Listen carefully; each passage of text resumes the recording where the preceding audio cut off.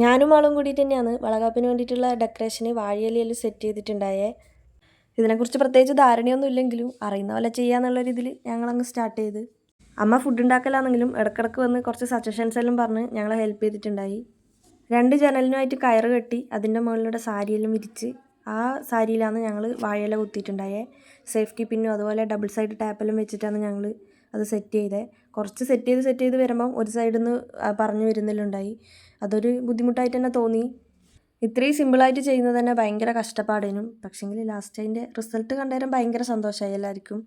ഞങ്ങളത് ചെയ്യുന്ന സമയം കൊണ്ട് അമ്മ ചിക്കനും അതുപോലെ കക്കിയെല്ലാം റെഡിയാക്കലേനും. ഞങ്ങൾക്ക് പിന്നെ എല്ലാവർക്കും വിശന്നുകൊണ്ട് ചെയ്യുന്ന പരിപാടി കംപ്ലീറ്റ് ചെയ്യാൻ നിന്നില്ല. നേരെ ഫുഡ് കഴിക്കാൻ ഇരിക്കുക ചെയ്തേ. അച്ഛനും ഒന്നും വന്നിട്ടുണ്ടായിട്ടില്ല. പിന്നെ നാളത്തെ ഫംഗ്ഷനും അത്ര ആൾക്കാരോ ആരും ഇല്ല, നമ്മൾ മാത്രം ഉള്ളത് കൊണ്ട് തന്നെ അങ്ങനെ ചെറിയ രീതിയിലേ ആക്കിയിട്ടും ഉണ്ടായിട്ടുള്ളൂ.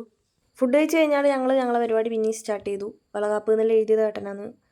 നേരത്തെ ഞാൻ പറഞ്ഞ പോലെ തന്നെ എത്ര കഷ്ടപ്പാടുണ്ടെങ്കിലും ലാസ്റ്റ് അതിൻ്റെ റിസൾട്ട് കാണുമ്പോൾ എല്ലാവർക്കും ഭയങ്കര സന്തോഷമായിനി. 7 മാസത്തിൽ കൂട്ടിക്കൊണ്ട് പോകുന്ന സമയത്ത് എല്ലാവരോടും പറഞ്ഞുകൊണ്ട് ഇനി പിന്നെ അങ്ങനെ ആരോടും പറഞ്ഞിട്ടൊന്നുമില്ല. പിന്നെ എല്ലാവരും ഓരോരോ തിരക്കായതുകൊണ്ട് ആരെയും ബുദ്ധിമുട്ടിക്കാനും നിന്നിട്ടില്ല. ഡെക്കറേഷൻ പരിപാടിക്കതിന് ശേഷം ഓളെ ഫേസിലെ ഹെയറെല്ലാം ഞാൻ റിമൂവ് ചെയ്ത് കൊടുത്തു. പിന്നെ ഓളെ സാരി ഒന്ന് സെറ്റ് ചെയ്യാനുണ്ടായി. അതും കഴിഞ്ഞ് പിന്നെ ഓൾക്ക് മൈലാഞ്ചി ഇട്ട് കൊടുത്തു. അന്നേരം തന്നെ 12:30 പിന്നെ നേരെ കിടക്കുകയും ചെയ്തേ. വളകാപ്പിൻ്റെ ബാക്കി വിശേഷങ്ങളിലും നമുക്ക് അടുത്ത വീഡിയോസിൽ കാണാം. ബായ്.